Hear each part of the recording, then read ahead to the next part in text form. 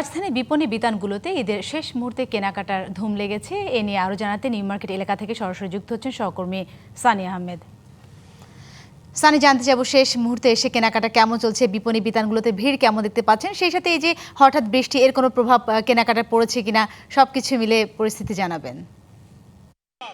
সাথে রাজধানীর অভিজাত বিপণী বিতানগুলো থেকে শুরু করে এই নিউ মার্কেটের ফুটপাথগুলোতে জমে উঠেছে ক্রেতা বিক্রেতাদের একটি হাক ডাকের মধ্যে দিয়ে। এখন চলছে ঠিক ইফতারের পর থেকে এখানে জমজমাট হচ্ছে। তবে আপনি যে দ্বিতীয় প্রশ্নটি করেছিলেন যে ঠিক ইফতারের পর থেকেই যে এক পশলে বৃষ্টি হয়েছিল, যার কারণে এই ফুটপাতের দোকানগুলো কিন্তু আসলে বন্ধ করে দেওয়া হয়েছিল। এখনো তারা একটি শঙ্কায় আছে যে কোনো সময়ে যে কোনো মুহূর্তে বৃষ্টি পড়তে পারে, তাই তারা প্রস্তুতি রয়েছে। একই সাথে তারা বেচা বিক্রি করছে।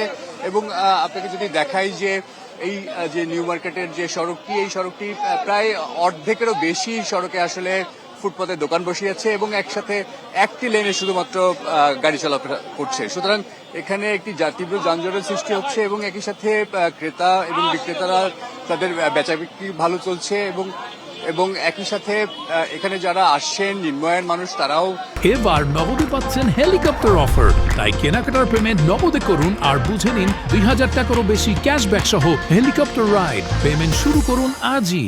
তাদের পছন্দের এবং প্রয়োজনীয় যে পোশাকটি রয়েছে সেটি কিনছেন এবং প্রয়োজনীয় এবং পছন্দের পোশাকটি কিনছেন এবং একই সাথে তাদের বয়োজ্যেষ্ঠ থেকে শুরু করে বৃদ্ধ এবং বাচ্চা কাচ্চারা এখানে আসছেন, তাদের পছন্দের পোশাকটা কিনছেন। এবং এই আসন্ন যে ঈদ উল ফিতরকে কেন্দ্র করে এই কেনাকাটা আরো জমে উঠবে এবং রাত যত আরো গভীর হবে তত কেনাকাটা এখানে বাড়বে বলে জানিয়েছেন বিক্রেতারা।